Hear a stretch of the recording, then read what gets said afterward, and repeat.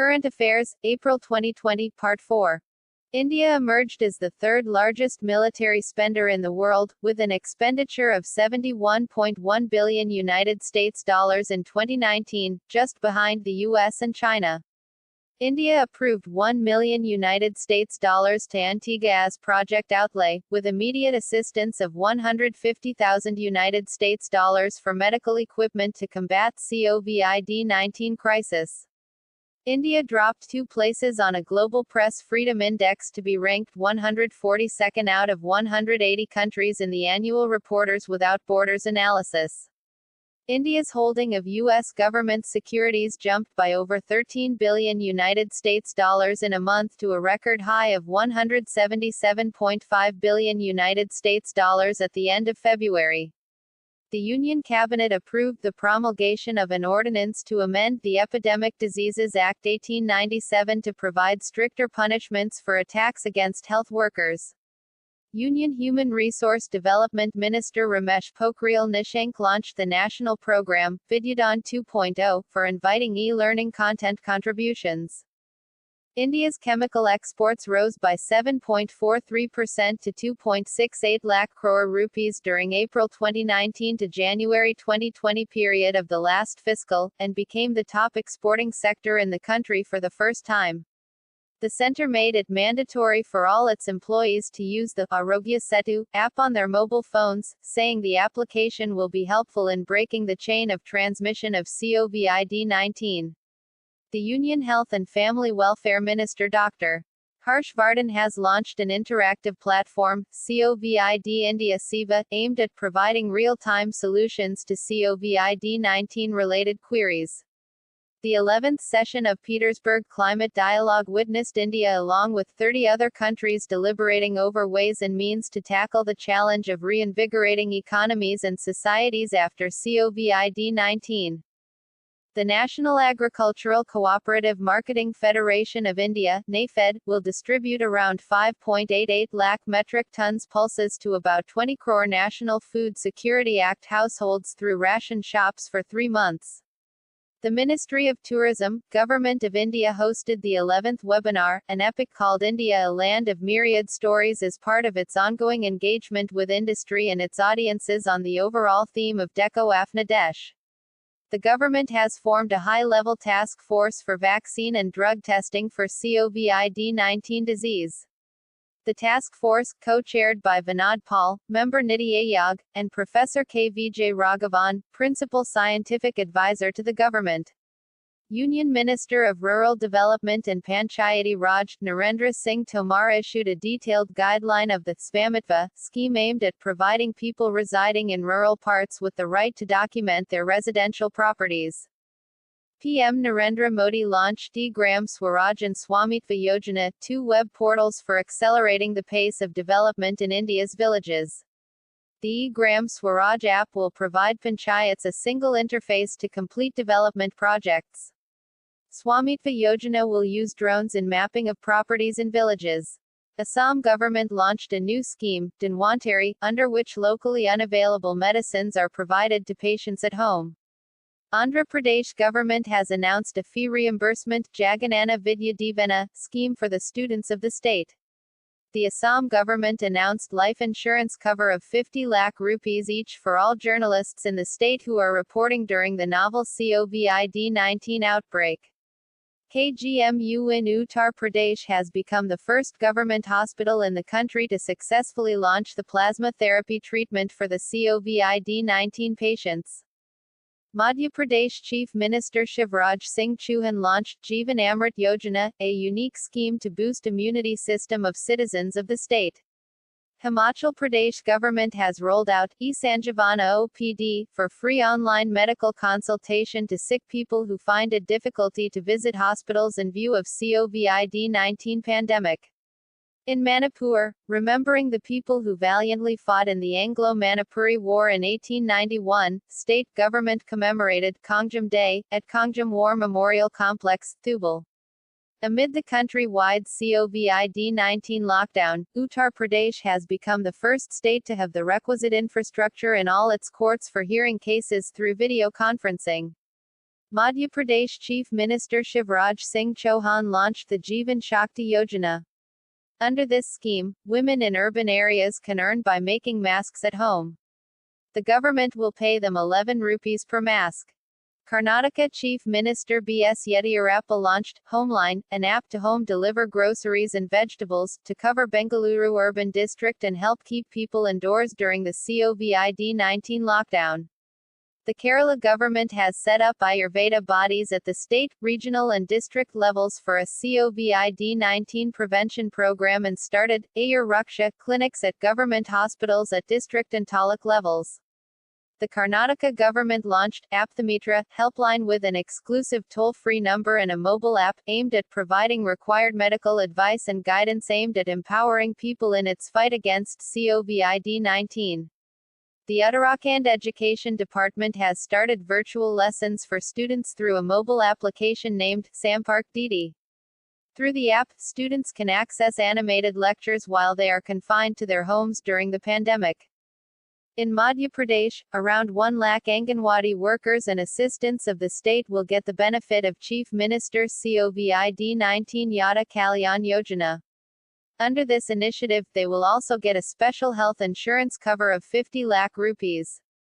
Rajasthan government has exclusively partnered with Medcords Ayu and Sahat Sathi apps to help over 68 million population, Rajasthan, to consult doctors online and place orders for their medicine requirement in the wake of a lockdown due to COVID-19. A government hospital in Ernakulam in Kochi has deployed a robot to serve food and medicines to COVID-19 patients with an aim to reduce risk of infections for doctors and health workers. The robot named Karmi Bot will be used to assist patients at the medical college's COVID-19 isolation ward. G20 nations launched an international initiative to accelerate access to health tools needed to fight the COVID-19 pandemic.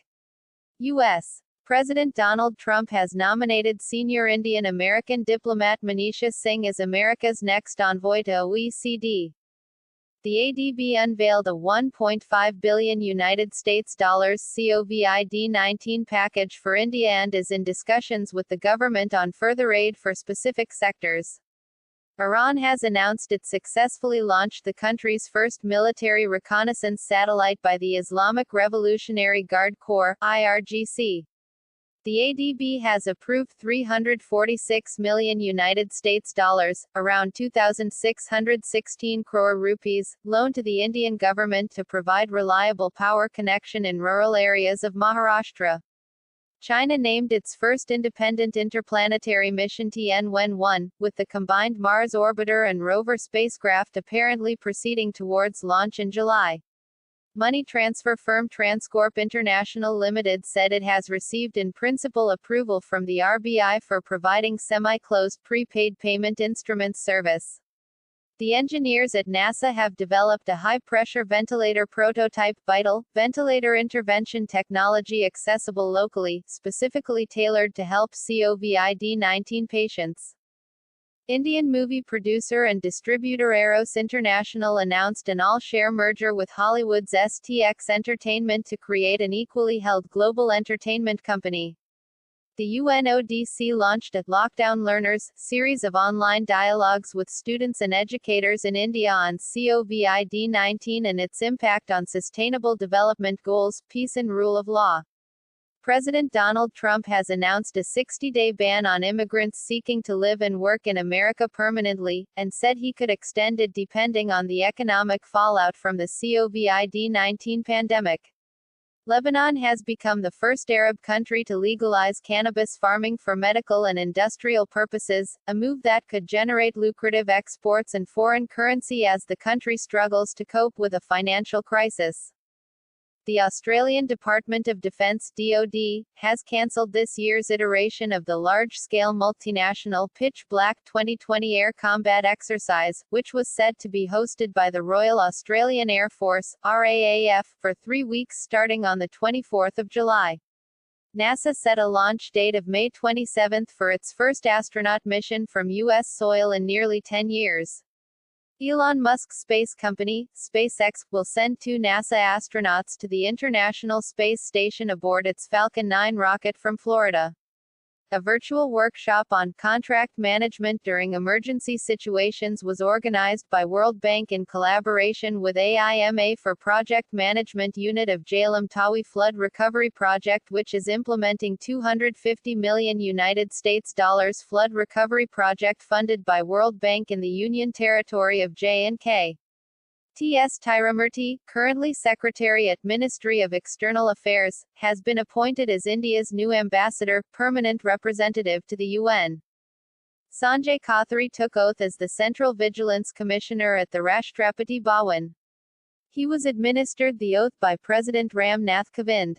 Former Finance Secretary Rajiv Kumar was appointed as the chairperson of the Public Enterprises Selection Board, the government's headhunter for public sector undertakings. Suresh N. Patel took oath as Vigilance Commissioner. Following social distancing norms, he was administered the oath of office by Sanjay Kauthari, Central Vigilance Commissioner.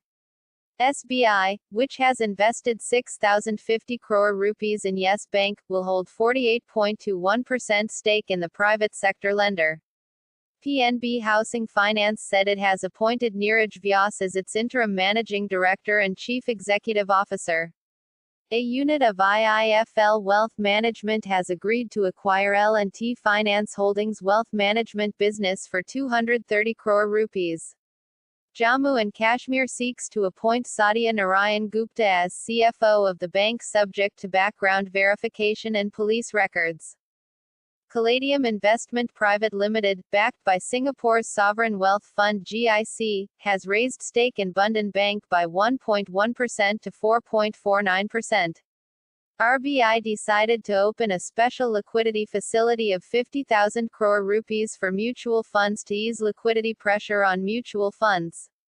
The Reserve Bank of India has given its approval for the reappointment of N. Kamakodi as MD and CEO of City Union Bank for 3 years. Housing Development Finance Corporation Limited said it has acquired 6.43% stake in debt-trapped Reliance Capital by invoking pledged shares. Private sector lender Axis Bank said it would acquire an additional 29% stake in Max Life Insurance for an estimated price of 1,592 crore rupees. Bajaj Allianz General Insurance launched a preventive healthcare platform in partnership with Goki under the Regulatory Sandbox Initiative. The RBI permitted scheduled commercial banks to issue electronic cards to customers having overdraft accounts that are only in the nature of personal loan without any specific end-use restrictions. Public sector lender Indian Overseas Bank said it has introduced special credit facilities under Working Capital Demand Loan, AGRI, WCDL AGRI, for the agriculture sector as a relief measure to fight the COVID-19 pandemic.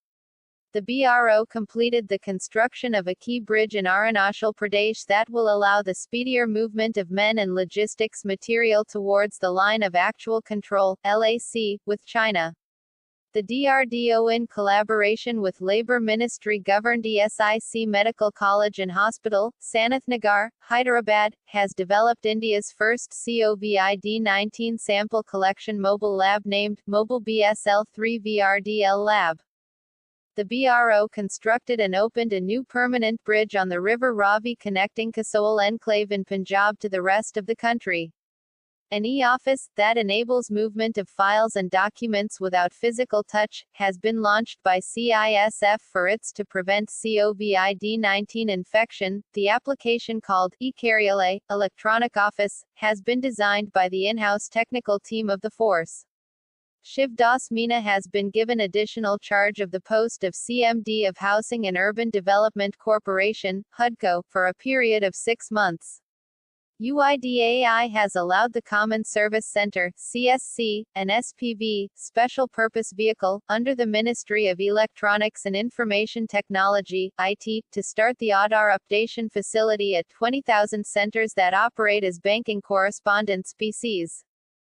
Neyveli Lignite Corporation India has commenced coal production at its Talabira 2 and 3 open cast coal mine in Odisha. National Thermal Power Corporation Limited, India's largest power producer and a central PSU under Ministry of Power, has invited Global Expression of Interest (EOI) to provide 10 hydrogen fuel cell (FC) based electric buses and an equal number of hydrogen fuel cell based electric cars in Leh and Delhi. National Botanical Research Institute developed alcohol-based herbal sanitizer in the wake of growing demand for sanitizers amid COVID-19 outbreak. Scientists from JNCASR have modified the structure of berberine, a natural and cheap product similar to curcumin, available commercially, into BERD to use as Alzheimer's inhibitor. The CSIR lab, CMERI, has created a robotic device called HCARD, Hospital Care Assistive Robotic Device, to help frontline healthcare workers in maintaining physical distance from those infected by COVID-19. Scientists at the CSIR's Institute of Genomics and Integrative Biology, IGIB, have come up with a low-cost COVID-19 test, Feluda. It will not require any expensive machines for detection of the pathogen. Scientists at the Institute of Nanoscience and Technology, INST, Mohali, have recently come up with an efficient, low-cost electrocatalyst from fish gills that can help develop environmentally friendly rechargeable batteries. National Institute of Information Technology announced that its wholly owned subsidiary, NIIT Inc., USA, has signed managed services agreement with a US-based edtech company to provide virtual services to education providers. Infosys announced the appointment of Uri Levine as an independent director of the company. Huawei Telecommunications India said it has appointed David Lee as its chief executive officer. India's e-commerce company Flipkart has partnered with Meru, an app-based ride-hailing operator, to deliver groceries and essential items during the COVID-19 lockdown. The Geneva-based International Motorcycle Manufacturers Association has elected Rakesh Sharma, executive director, Bajaj Auto, as its president for a 2-year mandate. U.S. tech titan Facebook has acquired a 9.99% stake in Mukesh Ambani's digital operation Reliance Jio, the telecom arm of Reliance Industries Limited (RIL), for $5.7 billion United States dollars, about 43,574 crore rupees. India's largest software services firm TCS will launch Israel's first fully digital bank in what is being seen as a transformative initiative that can impact the business model of other sectors as well. Vodafone Idea and Paytm, a digital payments and financial services platform, have launched Recharge Sathi program, which helps individuals and small businesses to earn an additional livelihood. Tech Mahindra has decided to set up innovation centers in collaboration with IBM, in order to provide boost to digital transformation and encourage adoption of more cloud-based technologies among its global customers. Biocon Limited announced that the Medicine Maker Power List 2020 has ranked its executive chairperson Kiran Mazumdar-Shah as one of the world's top 20 inspirational leaders in the field of biopharmaceuticals. Nokia and Bharti Airtel announced a multi-year agreement to deploy Nokia's Shran solution across 9 circles, one in India, helping Airtel to enhance the network capacity of its networks, in particular 4G, and improve customer experience. The rollout, which will also lay the foundation for providing 5G connectivity in the future. IIT Kharagpur has been ranked 57th among global universities for its impact research in areas that help achieve SDGs as mandated by the United Nations. The Indian Institute of Technology Kanpur has developed a sanitization box that will sanitize all essential commodities that are brought into homes from outside. A team of engineering students led by a student from IIT Bombay have developed a low-cost mechanical ventilator, Rudar, that could cost less than 10,000 rupees. Chitra Magna, an innovative RNA extraction kit, has been developed by SCTIMST, as an innovative technology for isolating RNA from swabs for COVID-19 tests. IIT Delhi made an app named as Wash Karo to alert people from COVID-19. This app will alert the user if any COVID-19 suspected are near him, her. This will detect it if the infected person is between 20 meters distance of user. Adam Higginbotham's Midnight in Chernobyl, The Untold Story of the World's Greatest Nuclear Disaster, has won a $5,000 prize. Earth Day is an annual event celebrated around the world on April 22 to demonstrate support for environmental protection. National Panchayati Raj Day is the National Day of Panchayati Raj system in India, celebrated by Ministry of Panchayati Raj on the 24th of April annually. The annual World Day for Safety and Health at Work on the 28th of April promotes the prevention of occupational accidents and diseases globally. International Dance Day is a global celebration of dance, initiated by the Dance Committee of the International Theatre Institute, the main partner for the performing arts of UNESCO. The event takes place every year on the 29th of April. UN English Language Day is observed annually on the 23rd of April to celebrate multilingualism and cultural diversity, as well as to promote equal use of all 6 official languages throughout the organization. World Immunization Week is a global public health campaign to raise awareness and increase rates of immunization against vaccine-preventable diseases around the world. It takes place each year during last week of April. World Intellectual Property Day is observed annually on the 26th of April to raise awareness of how patents, copyright, trademarks and designs impact on daily life, and to celebrate creativity, and the contribution made by creators and innovators to the development of societies across the globe. World Malaria Day, marked every year on the 25th of April, is an occasion to highlight the need for continued investment and sustained political commitment for malaria prevention and control. Theme for 2020, Zero Malaria Starts With Me.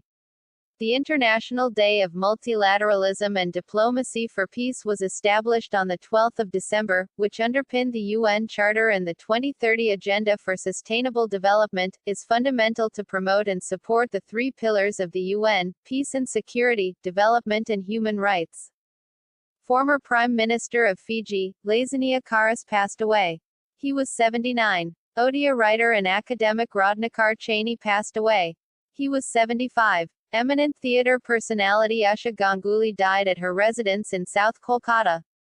She was 75. Noted playwright and lyricist of Odisha Bijay Mishra passed away. He was 83. A pioneer of modern theatre movement in Odisha. Bollywood actor Irfan Khan passed away in Mumbai's Kokaleban Dhirubhai Ambani Hospital, after a long battle with cancer. He was 53. Veteran politician Devanand Kanwar, who has served as governor of several states including Bihar, West Bengal, Tripura, passed away. He was 77. Former NASA Administrator James M.